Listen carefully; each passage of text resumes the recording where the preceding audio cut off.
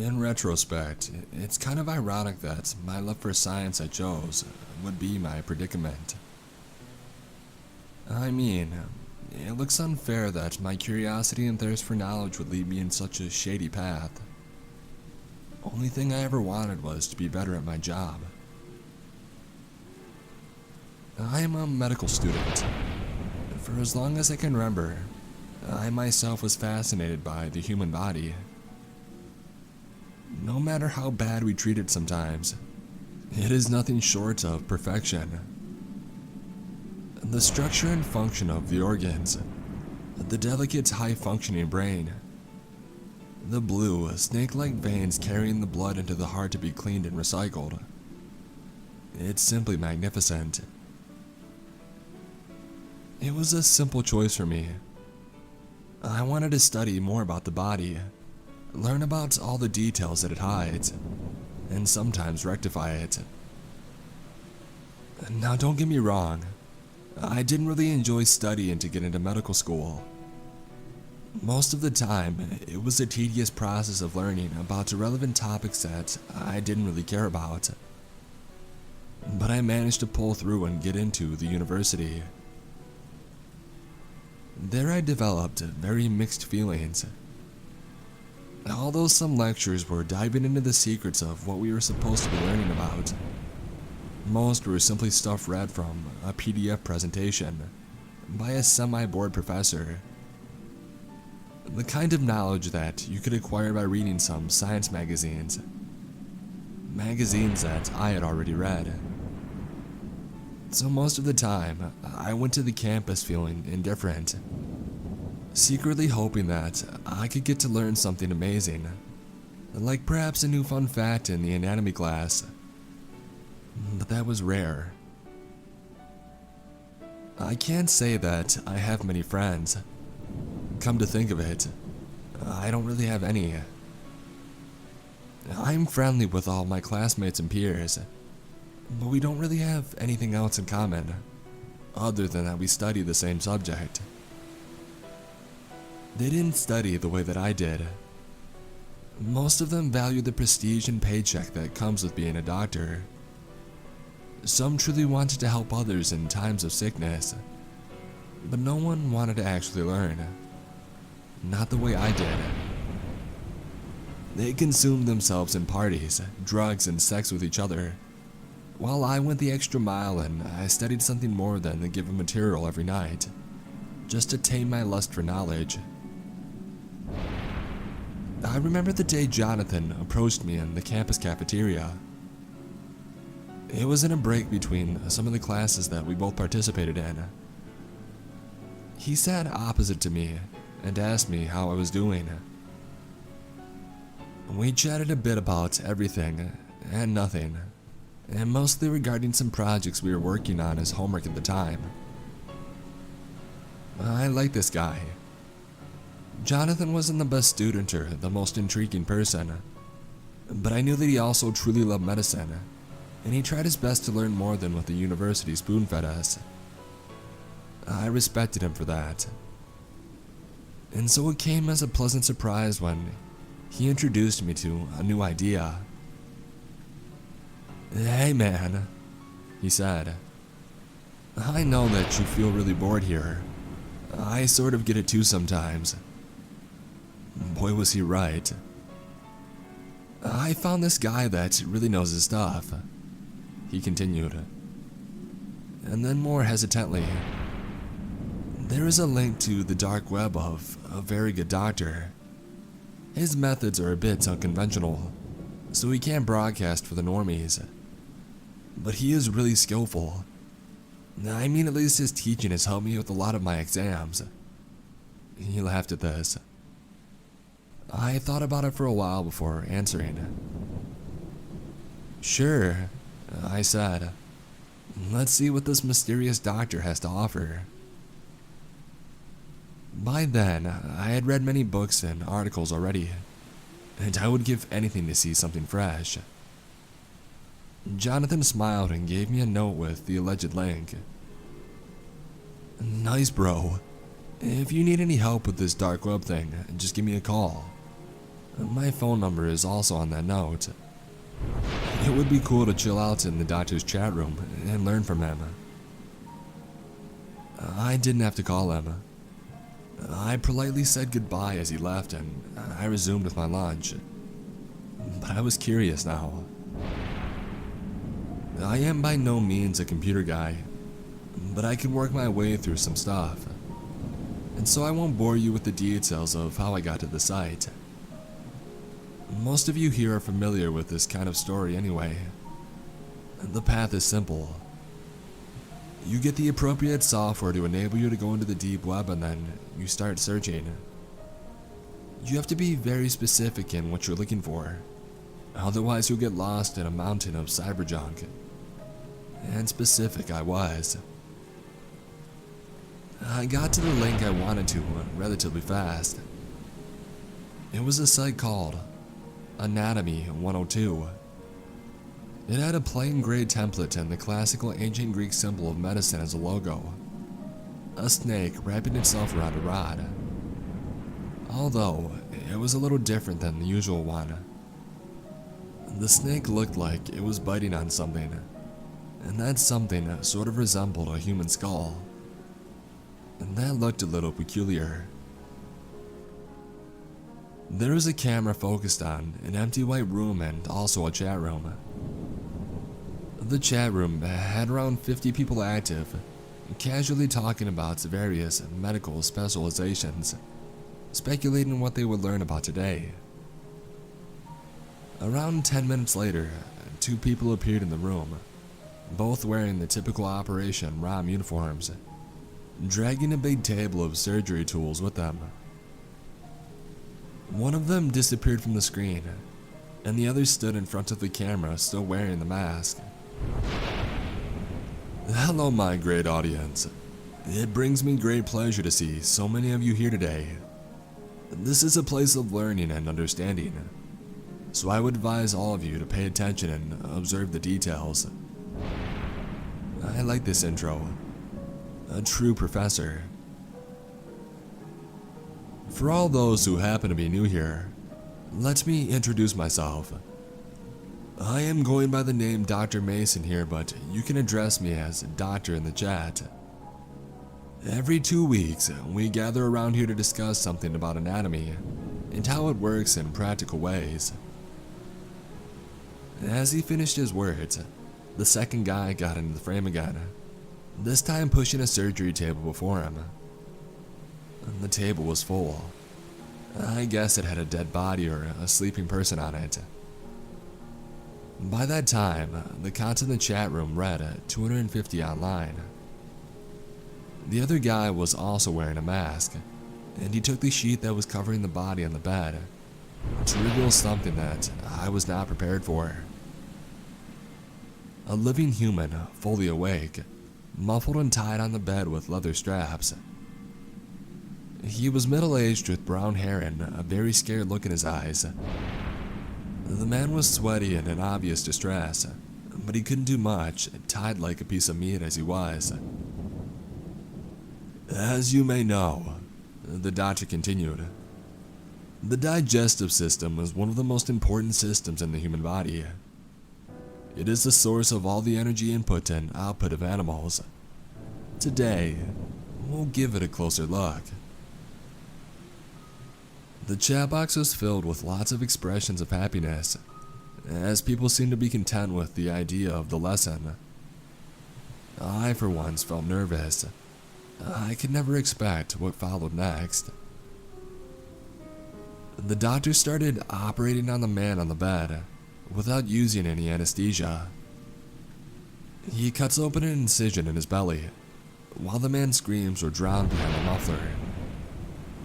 After that, he started taking parts of the victim's intestines out and showing them on the camera, talking in detail about everything and also applied pressure at certain points to demonstrate what he was talking about, generating huge amounts of pain for the helpless victim. During the whole process, he showed no hint of emotion. The chat was filled with questions, most of which he replied to, the same way our professors talked to us back in uni. He paid extra attention to those who wanted him to experiment on the limitations of the victim. He noted that the people asking those questions had true motivation to learn and will progress in their career. After that statement, he followed through with the suggestions that were given to him. Blood had started to make a puddle on the floor. Every now and then, the victim would faint by the sheer pain that he felt, but the doctor's helper would wake him up every time. The doctor insisted that it is important for the patient to have his senses in order for us to take notes on his reactions. I was shocked, but I couldn't look away. It was the same feeling when you saw a gruesome accident on the street.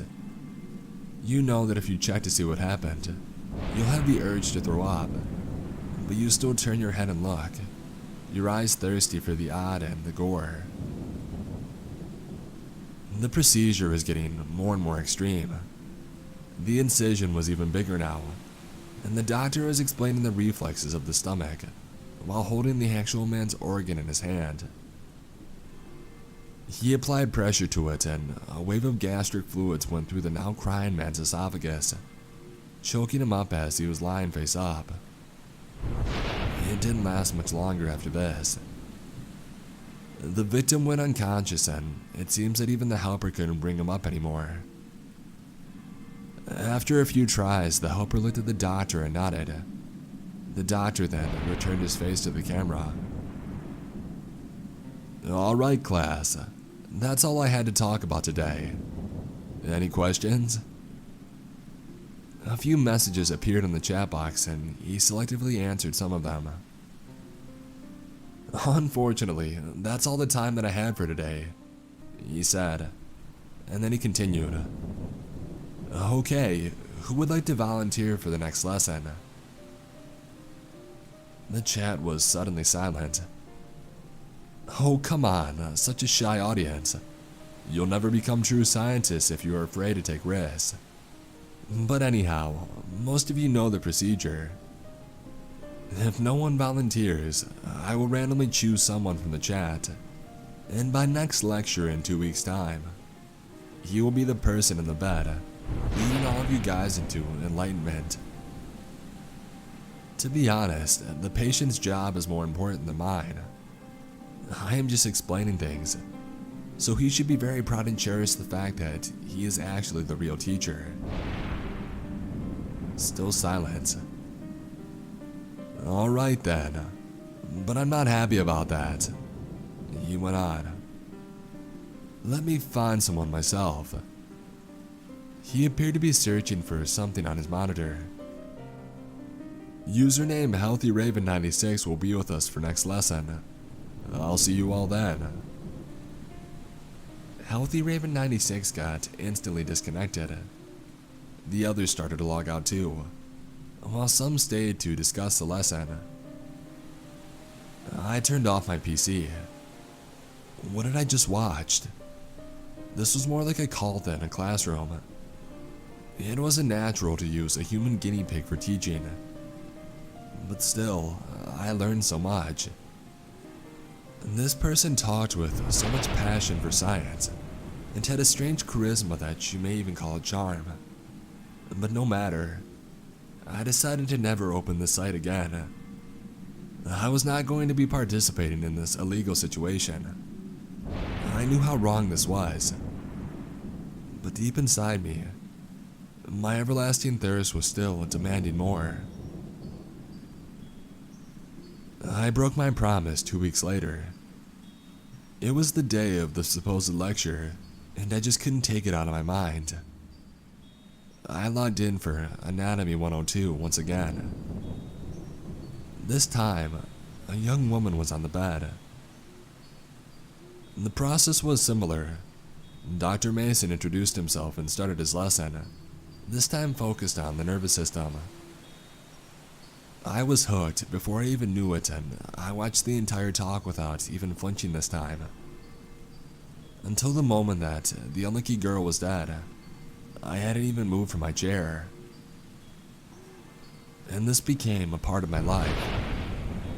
I was following every lecture, showing 100% attendance. I watched as men, women, and some rare times even underage people were brought to their untimely death for the sake of science. I started participating actively, asking questions about amputations and tissue damage, and sometimes I was the one who suggested the craziest experiments. I wasn't addicted to the gore in particular, but it was a small price to pay for knowledge. I learned so much, for example, that the pain threshold we are taught that the human body can withstand is bullshit. I saw with my very own eyes how much the human organism can suffer before giving up for good. That and many other things that are not to be told in this post. The months went by fast. I kept watching the lectures. Some rare times, there was someone inspired so much from the doctor's words that he or she would volunteer for the lesson, making all of us sigh in relief.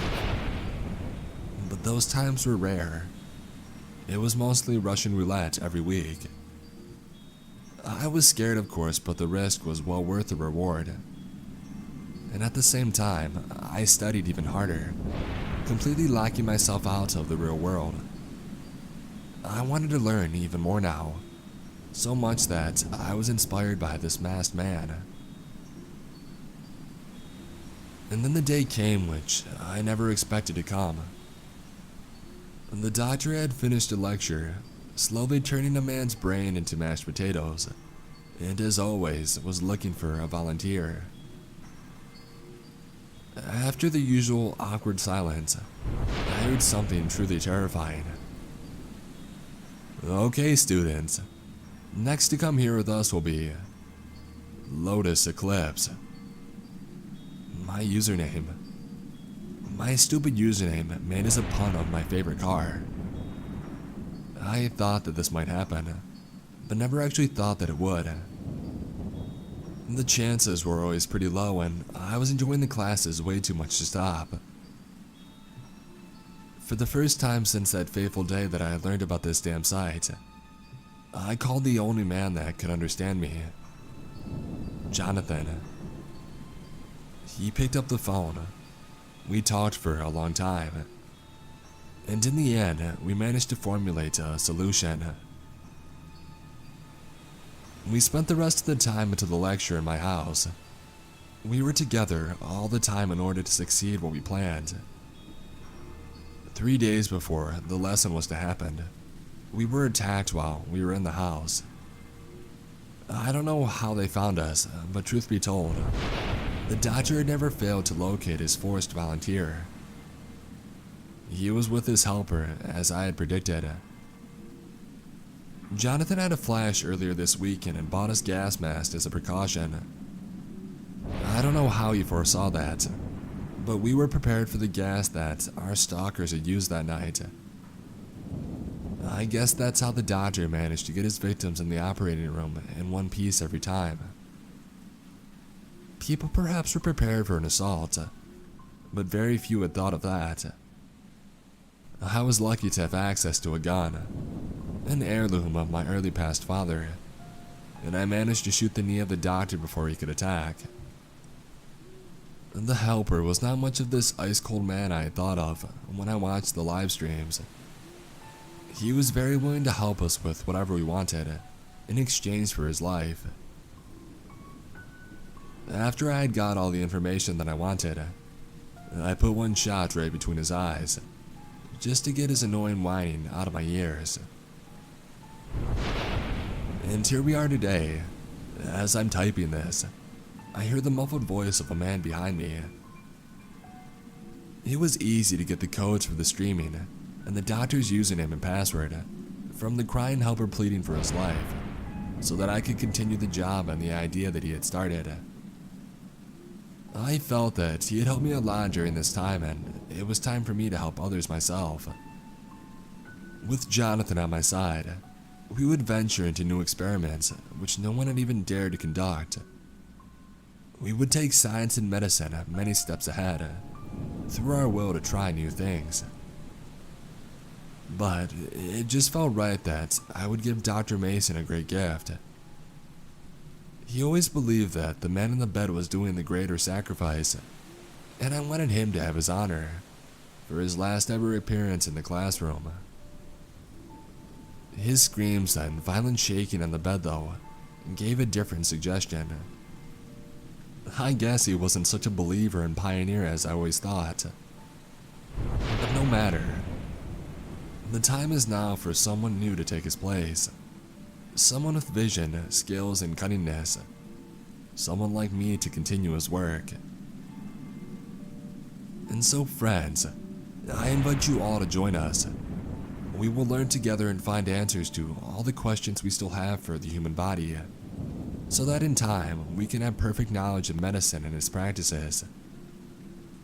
Come to the stream and be a part of the class, as we'll examine all that there is to the human organism. And feel free to ask questions if you like. My helper and I will be happy to answer them, or show some real-life examples to help you understand better. And now, if you'll excuse me, the lesson is about to start, and I have planned a very special lecture as a parting gift for Dr. Mason. I will see you all in class.